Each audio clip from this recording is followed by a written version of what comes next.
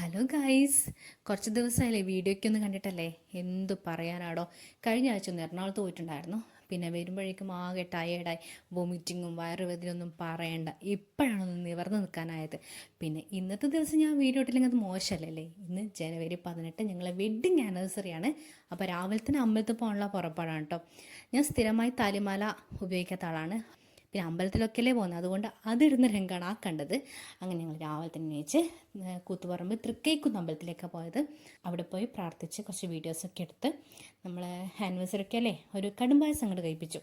പിന്നെ വരുന്നവർക്ക് കുറച്ച് പൂ വാങ്ങിച്ചു. ഇന്നെന്തോ ആനിവേഴ്സറി ആണ്ടാന്ന് തോന്നുന്നു, എനിക്കിന്ന് പൂ വെക്കാൻ തോന്നുന്നു. അങ്ങനെ പൂവൊക്കെ വാങ്ങിച്ച് വീട്ടിലെത്തി. പിന്നെ ഉച്ചയ്ക്കാണ് വീടെടുക്കുന്നത്. ഉച്ചയ്ക്ക് ഞങ്ങളിന്ന് പുറത്തുനിന്നാണ് ഫുഡ് കഴിക്കുന്നത്. ആനിവേഴ്സറി ആയതുകൊണ്ട് തന്നെ ഞങ്ങൾ വീട്ടിൽ നിന്നൊന്നും വെക്കാൻ നിന്നില്ല. പിന്നെ വൈകുന്നേരം ഞങ്ങൾക്കൊരു കല്യാണത്തിനും പോകാനുണ്ട്. അതെല്ലാം കൊണ്ട് ഞങ്ങളിന്ന് ഉച്ചയ്ക്ക് പുറത്തുനിന്ന് ഫുഡ് ആക്കാമെന്ന് വിചാരിച്ചു. അപ്പോൾ കുറേ കാലമായിട്ട് ഞങ്ങൾ പോകണമെന്ന് വിചാരിച്ച ഹോട്ടലാണ് തലശ്ശേരി നാഷണൽ ഹോട്ടൽ. അങ്ങനെ അവിടത്തേക്ക് പോയി. ഇന്നെന്തോ സൺഡേ ആയതുകൊണ്ടാന്ന് തോന്നുന്നു തിരക്ക് വളരെ കുറവാണ്. അങ്ങനെ അവിടെ നിന്ന് നല്ല നാടൻ ഊണ് പറഞ്ഞു. കാരണം വൈകുന്നേരം നമുക്ക് ഒരു കല്യാണത്തിന് പോകാനുണ്ടല്ലോ.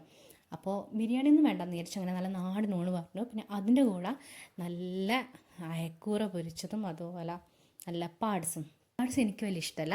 പക്ഷേ ശ്രീജേഷിന് പാഡ്സ് മതി എന്ന് പറഞ്ഞിട്ട് അങ്ങനെ വാങ്ങിച്ചാണ്. പക്ഷേ അതിനകത്ത് ഞാൻ ജസ്റ്റ് കൈയിട്ട് വാരുന്നത് അത് വേറെ കാര്യം. എന്നാലും അയക്കൂറ പൊരിച്ചായിരുന്നു ടേസ്റ്റ് കേട്ടോ.